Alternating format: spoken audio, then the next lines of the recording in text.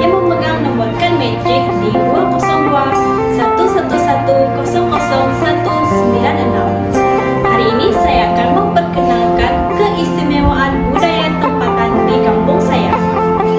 Etnik Kayan Kampung Sungai Dua sebenarnya mula dibuka pada tahun 1960 di tapak sementara di tebing Sungai Baram. Keunikan nama Kampung Sungai Dua ini diambil daripada bentuk sumber alam semula jadi, yaitu dua batang sungai yang bercabang tidak jauh dari jeti kampung etnik Kayan Sungai Dua. Antara keunikan yang ada di kampung saya ialah keunikan dari segi corak tatu yang menghiasi lengan kaum wanita Kayan di kampung Sungai Dua. Kebanyakan masyarakat di Borneo mempunyai amalan tatu dan masyarakat Kayan di Sungai Dua tidak asing lagi dengan penghasilan tatu tersebut. Malah masyarakat ini mempunyai tatu atau dipanggil tedek yang paling rumit di antara kaum etnik Kayan di Sungai Dua, dan ianya menjadi budaya dari generasi ke generasi yang akan datang.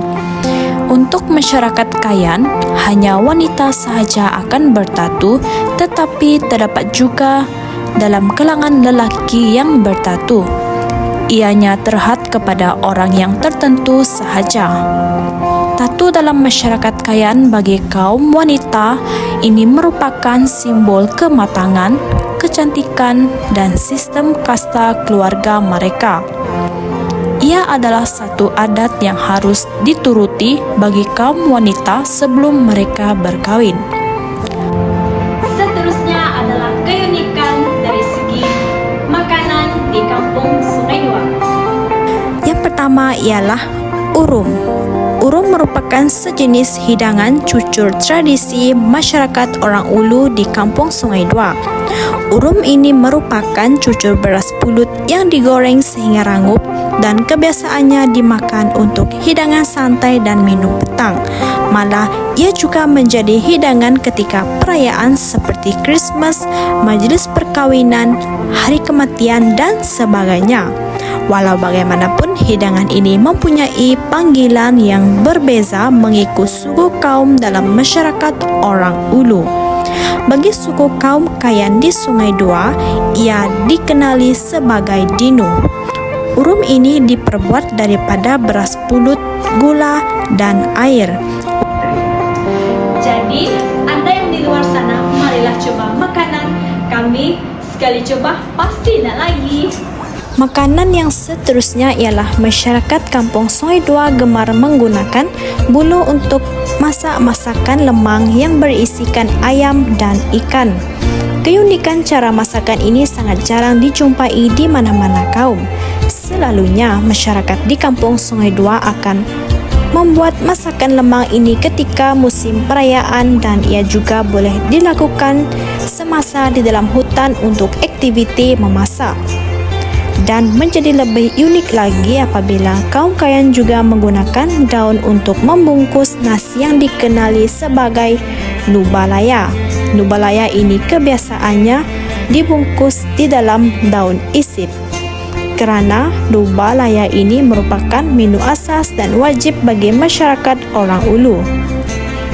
Oleh itu, nubalaya ini selalu dibawa oleh pemburu untuk memburu atau ke bendang bagi dinikmati bersama sedikit lauk pauk seperti daun ubi, umbut, dan sebagainya. Seterusnya, udung ubi atau lebih dikenali sebagai pucuk ubi, dan ini merupakan sajian yang paling sesuai apabila dinikmati bersama nubalaya. Keunikan yang seterusnya adalah keunikan dari segi pesta. Sekiranya kita sebut pesta menuai di Sarawak, kita akan segera berfikir masyarakat Dayak dan pesta gawai. Tahukah anda masyarakat Kayan di kampung Sungai Dua juga mempunyai pesta menuai mereka sendiri? Menurut Adrian dalam artikel Cerita Borneo pada 14 November 2023, pesta menuai ini digelar sebagai ledoh atau lemdoh, manakala di Kalimantan ia digelar sebagai dangeh, dan di Baram pula ia digelar sebagai lunau. Pesta ini dahulunya adalah upacara adat dianjurkan setiap tahun. Dulu, ia diadakan pada awal bulan April, tetapi sekarang ia dianjurkan pada hujung bulan Mei. Setelah beberapa dekad pesta atau upacara adat ini tidak diadakan, ia dihidupkan semula oleh masyarakat Kayan Kampung Sungai Dua bermula pada tahun 2008 dan disambut secara besar-besaran. Kewujudan pesta mulai ini telah mewujudkan semangat perpaduan dan amalan bantu-membantu antara satu sama lain. Jadi, saya akan memperkenalkan keunikan busana tradisional kaum Kayan di Sungai Dua. Seperti yang Anda lihat sekarang ini, saya telah menggunakan beberapa aksesori busana tradisional kaum Kayan di Sungai Dua. Keunikan busana tradisional kaum Kayan wanita sangat menarik dan unik kerana diperbuat daripada manik-manik halus yang dijahit mengikut ukiran ikeng dan berwarna-warni. Pakaian ini dikenali sebagai ta'ah, iaitu baju dan skirt panjang yang disulam dengan ukiran menggunakan manik.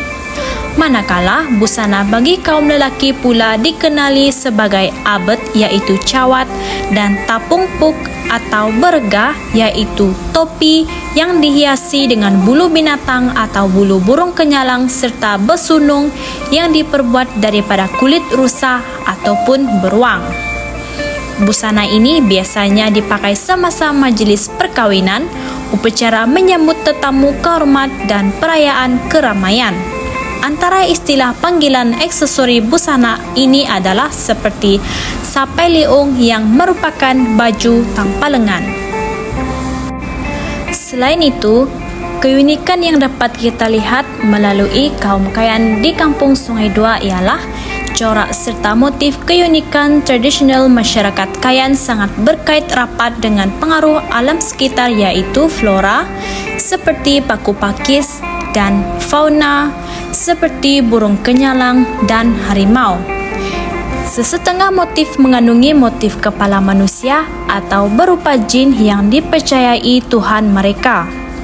Mereka mempercayai bahawa Tuhan-Tuhan ini dapat melindungi mereka daripada malapetaka atau boleh membawa tuah kepada diri mereka.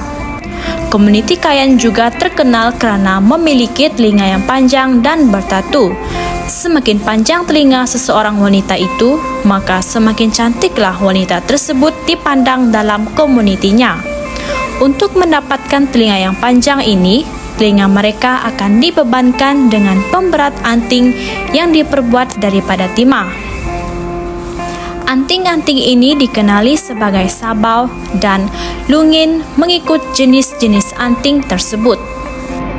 Keunikan yang ada di Sungai Dua juga ialah keunikan dari segi seni pertukangan dalam menghasilkan peralatan tajam seperti parang atau lebih dikenali sebagai malat di dalam bahasa Kayan.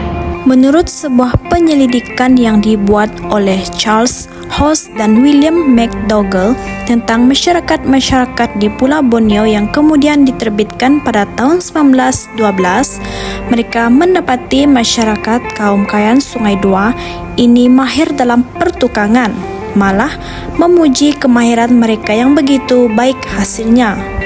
Dalam apa jua seni dan kraft tangan yang dilakukan oleh masyarakat Kayan ini, pertukangan besi diletakkan sebagai keutamaan, malah kemahiran dan ilmu yang ditunjukkan oleh mereka semasa operasi yang sukar, di mana mereka menghasilkan pedang yang hebat. Oleh itu, masyarakat Kayan Kampung Sungai Dua telah dianggap sebagai masyarakat yang paling mahir dalam budaya pertukangan besi dalam pengeluaran parang. Parang tersebut digelar sebagai malat bagi masyarakat Kampung Sungai Dua. Selain pakar dalam pertukangan besi, masyarakat Kayan Sungai Dua juga mempunyai bakat dalam seni kraft tangan. Antara contoh hasil kraft tangan yang dihasilkan oleh Kampung Sungai Dua ialah tampi, tikar, bakul manik, aksesori busana tradisional kaum wanita Kayan Kampung Sungai Dua, belanyat, dan menghasilkan jala. Melalui bakat yang terpendam yang dimiliki oleh masyarakat Kampung Sungai Dua ini, maka ianya telah membantu sumber pendapatan mereka. Secara umumnya, budaya warisan seharusnya dikekalkan bagi mengelakkan warisan budaya sesebuah bangsa itu pupus ditelan arus zaman. Tujuan kita mengekalkan budaya warisan ini ialah untuk mewujudkan kesadaran, toleransi, pemahaman dan pengetahuan yang mengambil kira perbezaan dan persamaan antara budaya dan kaitannya dengan pandangan dunia, konsep, nilai, keyakinan, dan sikap masyarakat. Hal ini demikian karena budaya ini merupakan warisan daripada nenek moyang kita yang harus dijaga sebaik-baiknya agar dapat diwarisi oleh generasi yang akan datang. Oleh itu, semua pihak haruslah memainkan peranan penting dalam menjaga dan menjadikan warisan budaya sebagai satu identiti kaum, negara, dan maruah bangsa. Itu saja dari saya. Sekian, terima kasih.